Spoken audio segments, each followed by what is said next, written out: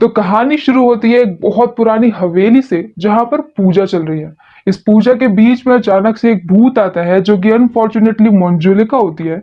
और वो यहाँ पर तब्बू, जिसका मूवी में नाम अंजुलिका है, उसे उठा करके ले जा रही होती है कि तभी उसके ऊपर पंडित अटैक कर देता है और उसे जबरदस्ती मार कर एक रूम के अंदर बंद कर देता है और बाहर से एज यूजुअल पहले की तरह ताला लगा देता है। और इसी के बाद ये सभी लोग, इनकी बड़ी सी रॉयल फैमिली, इस बड़ी सी हवेली को छोड़कर दूसरी बड़ी सी हवेली में चले जाते हैं। और सीन शिफ्ट होता है 18 साल बाद का। और यहाँ पर हम प्रेजेंट टाइम में कार्तिक आर्यन को देखते हैं जो कि यहाँ पर एक सूटकेस के साथ में खड़ा होता है। उसे पता नहीं होता कि सूटकेस किसका है कि तभी उसे ये पता चलता है कि सूटकेस तो दूर खड़ी कियारा आडवाणी का है, जिसका मूवी में नाम होता है रीत। तो वो उसका सूटकेस लेकर के उसके पास पे जाता है और अब वो दूसरे ठरकी लड़कों की तरह उससे बात करने की कोशिश करता है। पहले तो रीत उसे ज्यादा भाव नहीं देती है, पर इसके बाद रीत गलती से अपने ही फोन को फेंक देती है और उसका फोन भी टूट जाता है। तो अब मजबूरी में उसे उसी के साथ में जाना पड़ता है और कार्तिक का नाम इस मूवी में है रोहन। तो अब रीत यहाँ से रोहन के साथ में बस से बैठ करके राजस्थान की तरफ निकल रही होती है। पर रोहन उसे पहले बीच में रुका करके एक फेस्टिवल में लेकर के जाता है, जो कि फेस्टिवल कम और एक पार्टी ज्यादा लगती है। पर इसके बाद उन्हें ये पता चलता है कि पहले वो जिस बस से जाने वाले थे, असल में रास्ते में उस बस का एक्सीडेंट हो गया और उसमें बैठे हुए हर इंसान की डेथ हो गई। और लकीली वो लोग बच गए क्योंकि उनकी बस तो छूट गई थी। वो लोग पहले ही फेस्टिवल के लिए रुक गए थे। पर क्योंकि उसकी बस का एक्सीडेंट हो चुका है, तो अब रीत की फैमिली को ये लगता है कि रीत की डेथ हो गई है। यहाँ पर रीत अपनी कजन को कॉल करती है उसे सब कुछ बताने के लिए। पर अब उसे ये पता चलता है कि रीत की बहन त्रिशा असल में उस लड़के को प्यार करती है जिससे कि रीत के कुछ ही दिनों में शादी होने वाली है और वो लड़का भी उसे बहुत पसंद करता है। तो अब यहाँ पर रीत अपनी बहन की शादी करवाने के लिए अपने मरने का नाटक करती है। वो किसी को भी ये नहीं बताती है कि वो जिंदा है। और यहाँ पर वो रोहन से कहती है कि रोहन उसके साथ में राजस्थान चले और वो लोग वहां पर छिप करके रहेंगे जब तक उसकी बहन की शादी नहीं हो जाती है तब तक। बस प्रॉब्लम एक ही है कि इस पूरे प्लान में से लॉजिक मिसिंग है। पर रोहन भी यहाँ पर उसकी बातों में आकर के मान जाता है और अब ये दोनों ही लोग राजस्थान में पहुंच जाते हैं। अब रीत को पता होता है कि वो और कहीं पर भी नहीं छिप सकती है, इसीलिए वो सबसे पुरानी हवेली में जाती है जहां पर वो लोग पहले कभी उस हवेली को छोड़ करके चले गए होते हैं। रीत को ऐसा लगता है कि चाहे कुछ भी हो जाए, इस हवेली में कोई भी नहीं आएगा। यहाँ उनके हवेली के अंदर जाते ही धीरे धीरे करके हॉरर चीजें स्टार्ट हो जाती है, जैसे कि अचानक से अपने आप लाइट आ जाती है, वो भी इतने सालों पुरानी हवेली में जहाँ का लाइट का कनेक्शन भी अब तक कट चुका होगा। अब बाहर से ये लाइट छोटा पंडित देख लेता है और वो जाकर के ये बात रीत की फैमिली को बता देता है। जैसे उन्हें ये पता चलता है, वो सभी लोग तुरंत ही हवेली की तरफ को निकल जाते हैं क्योंकि उन्हें इस बात का डर होता है कि कहीं गलती से किसी ने वो दरवाजा खोल करके मंजुलिका को आजाद तो ना कर दिया हो। जब वो लोग वहां पर पहुंचते हैं तब ये देखते हैं कि वहां पर रोहन बैठा होता है और रीत पीछे छिपी होती है। रोहन वहां पर ये बहाना बना देता है कि वो रीत की आत्मा से बात कर सकता है और रीत की आत्मा ही उसे यहाँ पर लेकर के आई होती है। सभी लोग इसकी बात को मान भी जाते हैं क्योंकि ऐसा होना बहुत ही ज्यादा पॉसिबल होता है और लॉजिकल होता है। और यहाँ पर रोहन ये बोलता है कि रीत ये चाहती है कि उसकी पूरी फैमिली एक बार फिर से इसी पुरानी हवेली में आकर के रहे और ऐसा करने पर ही उसकी आत्मा को शांति मिलेगी। साथ ही में उसकी बहन त्रिशा की शादी सागर के साथ कर दी जाए। त्रिशा और सागर इसके लिए तुरंत ही मान जाते हैं और थोड़ी देर बाद सारे घर वाले भी मान जाते हैं। अब सभी लोग आकर के इसी हवेली में रहने लगते हैं। पर यहाँ पर रात में गलती से रोहन को अपने ही जैसे दिखने वाले हमशक्ल दिख जाते हैं, जो कि जाहिर है मंजुलिका ने ही किया होगा, जिसकी वजह से रोहन बहुत ज्यादा डर जाता है कि तभी वहां पर भाभी आ जाती है। भाभी मतलब कि अंजुलिका, जिसे हम आगे अंजू बोलेंगे। यहाँ पर अंजू उसे वार्न करती है कि दरवाजे के पीछे मंजुलिका है और गलती से भी कोई भी उस दरवाजे को नहीं खोले वरना फिर वो आजाद हो जाएगी। अब रोहन यहाँ पर आत्माओं से बात कर सकता है। ये बात पूरे गांव में फैल जाती है और धीरे धीरे करके रोहन को अलग अलग केसेस मिलने लगते हैं।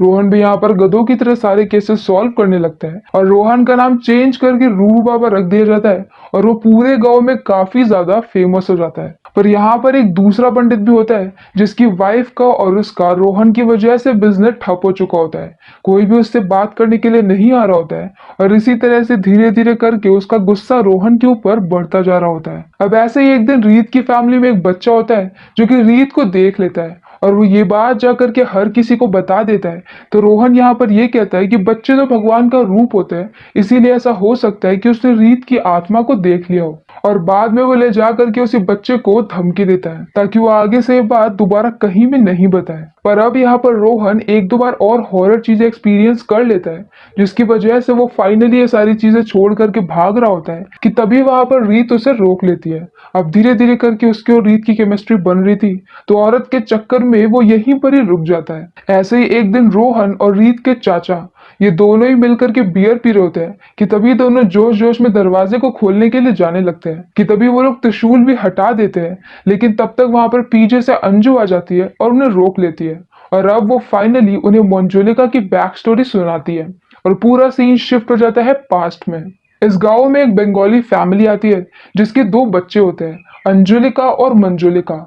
अंजू और मंजू ये दोनों ही बिल्कुल एक जैसे दिखते हैं और बहुत अच्छा डांस करते हैं। अंजू जहाँ पर काफी ज्यादा अच्छी होती है, वहीं पर मंजू अंजू से बहुत ज्यादा जलन रखती है। वैसे तो दो बहनों में ऐसा होना बहुत ही नॉर्मल सी बात होती है, पर मंजू यहाँ पर काफी ज्यादा टैलेंटेड होती है, तो वो धीरे धीरे करके काली विद्या सीखने लगती है। वो काला जादू सीख लेती है, जो कि उसके पिता को जरा भी पसंद नहीं आता है। और अब ऐसे ही करते करते दोनों बहनें बड़ी हो जाती है। यहाँ पर मंजू को कुंवर सा बहुत ज्यादा पसंद होते हैं, लेकिन कुंवर सा को अंजू पसंद होती है। तो कुंवर सा और अंजू की शादी फिक्स हो जाती है और मंजू का पत्ता कट जाता है। इस बात को लेकर के मंजू को बहुत गुस्सा आता है, तो वो अंजू और कुंवर सा की शादी होने के जस्ट रात में ही उसके ऊपर काला जादू ट्राई करने की कोशिश करती है।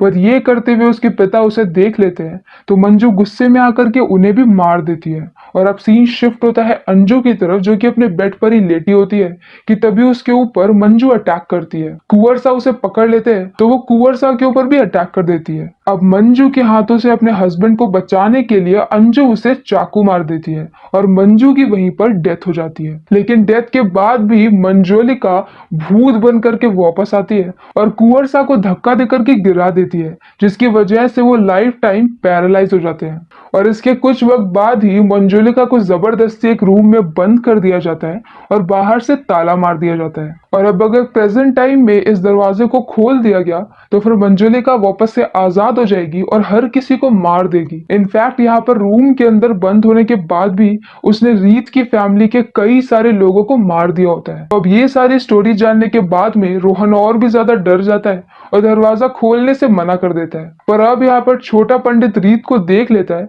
और वो ये बात जाकर के हर किसी को बता देता है। यहाँ पर वो लोग पूरी हवेली की तलाशी लेते हैं और रीत और रोहन भाग रहे होते हैं। भागते भागते अब उनके पास कोई भी जगह नहीं बचती है और रीत, जिसे कि भूतों में जरा सा भी बिलीव नहीं होता है, वो उसी दरवाजे को खोल देती है जो कि नहीं खोलना था और मंजुलिका के रूम में चली जाती है। रोहन बाहर से दरवाजे को बंद कर देता है और वहां से निकल जाता है ताकि वो सबके सामने रह सके और कोई भी उसे जान से ना मारे, क्योंकि अगर सबको पता चल जाएगा कि रीत जिंदा है और रोहन उसका साथ दे रहा है तो वो अपनी बेटी को तो कुछ नहीं करेंगे लेकिन रोहन को जरूर ही मार देंगे। अब जब पूरी हवेली की तलाशी लेने के बाद भी कुछ भी नहीं मिलता है तो दोनों पंडितों की बेइज्जती हो जाती है और वो वहां से निकल जाते हैं। और अब इसके बाद रोहन जाता है उसी रूम में रीत को लाने के लिए, तो रीत यहाँ पर काले रंग के कपड़ों में मंजुलिका के गाने पे डांस कर रही होती है, जिसे देख करके रोहन डर जाता है, पर असल में पूरा मजाक होता है। और यहाँ पर रीत ने जितना गंदा डांस किया था ये एक्चुअली में मजाक था। और अब यहाँ पर फाइनली इतने लंबे वक्त बाद शादी की रस्में शुरू हो जाती है। पर अब यहाँ पर शादी की पहली रस्म में ही तोड़फोड़ शुरू हो जाती है और सारे सामान उड़ने लगते हैं। सभी लोग ये सब देख करके डर जाते हैं और रोहन यहाँ पर जैसे तैसे चीख चिल्ला करके मंजुलिका को शांत कर देता है और सारा सामान दोबारा से नीचे आकर के गिर जाता है। पर अब यहाँ पर अंजू के ऊपर रात में मंजू अटैक कर देती है और उसे डरा करके धमकी भी देती है कि वो हर किसी को मार देगी।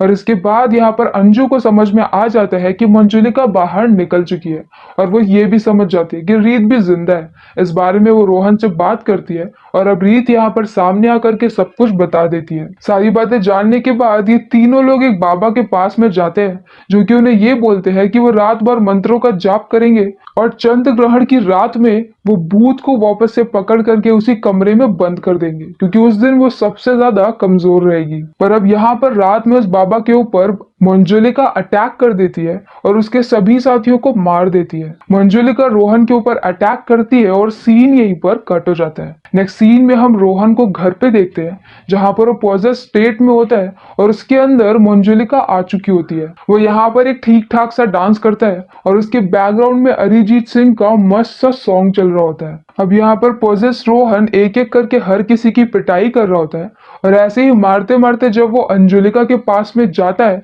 तो अंजुलिका जल्दी से रीत को पकड़ लेती है। हाँ, रीत भी अब तक बाहर निकल करके आ चुकी होती है और लोग बहुत ज्यादा शॉक्ड नहीं होते हैं। वो रीत को चाकू लगा करके रख लेती है और बोलती है कि अगर अंजू मेरे पास में आई तो वो रीत को मार देगी। और अब रोहन बोलता है अंजू या फिर मंजू। और अब उसके ऐसे बोलने पर हमें समझ में आता है कि रोहन कभी भी पोजेस्ड नहीं था और वो बहुत ही गंदी सी पोजेस्ड होने की एक्टिंग कर रहा था। और रियल में अभी तक हम जिसे अंजू समझ रहे हैं वो मंजुलिका है और जिसे हम भूत समझ के मंजुलिका समझ रहे हैं वो मरी हुई अंजुलिका है।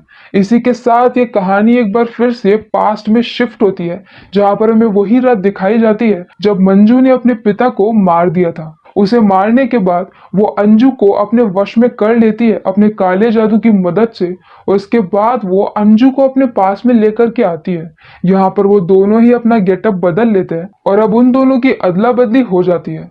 मतलब कि जो मंजू है वो अंजू बन जाती है और जो अंजू है वो की वश में होती है और वो मंजू बन जाती है जो कि बुरी है। तो असल में मंजू ने अंजू को मारा था और मंजू अभी भी जिंदा है और अंजू की डेथ हो गई है, लेकिन जो मंजू है सब उसको अंजू समझते हैं। ये क्रिस्टोफर नोलन की मूवी नहीं है तो बहुत ज्यादा दिमाग लगाने की जरूरत नहीं है और अंजू मंजू की कंफ्यूजन के ऊपर ध्यान देने की भी जरूरत नहीं है। सिंपल इतना समझ सकते हैं कि भूत का नाम अंजुलिका है और वो अच्छी है और मंजुलिका बुरी है और वो भूत नहीं है, जिंदा है। ये बात जैसे ही सारे घर वालों को समझ में आती है वो सब मंजू का साइड छोड़ करके अंजुलिका के साइड में चले जाते हैं जो कि मरी हुई भूत होती है। और अब यहाँ पर अंजुलिका मंजुलिका की बहुत पिटाई करती है और उसे पीटते हुए उसी रूम के अंदर फेंक देती है जिस रूम में वो खुद पिछले 18 सालों से बंद होती है। इसके बाद वो अपनी फैमिली के सामने जाती है और काफी ज्यादा इमोशनल हो जाती है। इनफैक्ट उसकी आंखों में आंसू भी दिख रहे होते हैं और वो ये भी बताती है कि अभी तक उनके फैमिली में जितने भी लोगों की डेथ हुई है उन सभी लोगों को मंजुलिका ने ही मारा होता है क्योंकि उन्हें ये समझ में आ जाता है कि उनके साथ में जो उनकी बहू बन करके रह रही है वो मंजुली। और इसी एंडिंग के साथ ये मूवी यहीं पर खत्म हो जाती है।